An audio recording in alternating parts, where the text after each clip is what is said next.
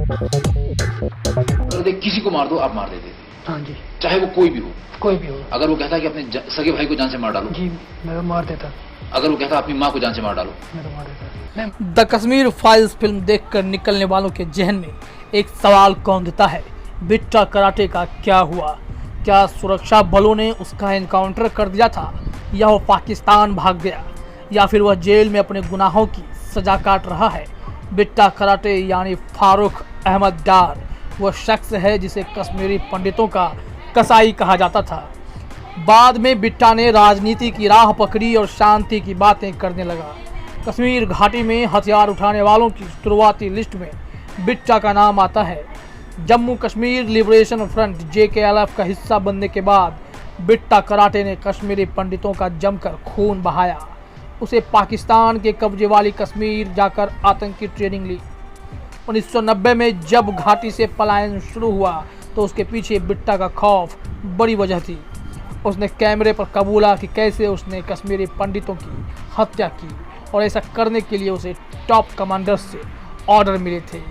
फारूक अहमद डार को उसके दोस्त बिट्टा बुलाते थे। आतंकी बनने से पहले बिट्टा कराटे का खिलाड़ी था, इसलिए जब वह आतंक की दुनिया में आया तो साथियों ने उसे बिट्टा कराटे बुलाना शुरू कर दिया।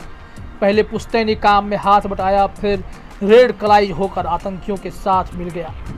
कश्मीर में अपने नाम का खौफ पैदा करने में बिट्टा को ज़्यादा वक्त नहीं लगा। उसे 1988 में LOC पार करा के POK भेजा गया ताकि आतंकी जैसा ट्रेनिंग ले सके। वापस लौटा तो कश्मीर में हिंदुओं के खिलाफ माहौल बिगड़ चुका था। बिट्टा ने एक एक करके प्रमुख कश्मीरी पंडितों को निशाना बनाना शुरू किया। जिस समय घाटी में हिंदुओं का नरसंहार हो रहा था, बिट्टा JKLF का एरिया कमांडर था। बिट्टा ने सबसे पहले अपने दोस्त और नौजवान कारोबारी सतीश कुमार टिक्कू को मौत के घाट उतारा। टिक्कू को उसके घर के सामने गोलियों से भून दिया गया था। कई मीडिया रिपोर्ट्स में बताया गया है कि बिट्टा श्रीनगर की सड़कों पर घूमा करता था और कश्मीरी हिंदू नजर आते ही पिस्टल निकालकर ठोक देता था। 1991 में एक टीवी इंटरव्यू में उसने 20 से ज़्यादा कश्मीरी हिंदुओं की हत्या की बात कबूली।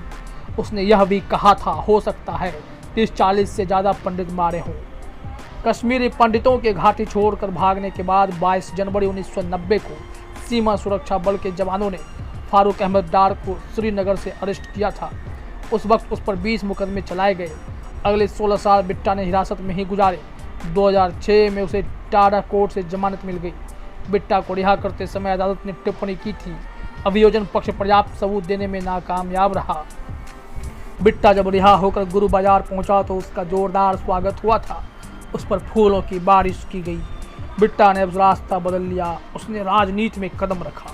मुंह पर अब भारत पाकिस्तान के बीच बातचीत का समर्थन था। घाटी में खून बहाने वाला कश्मीर मुद्दे को सुलझाने के लिए दोनों देशों से अपीलें करने लगा। कुछ साल में वह JKLF का चीफ भी बन गया।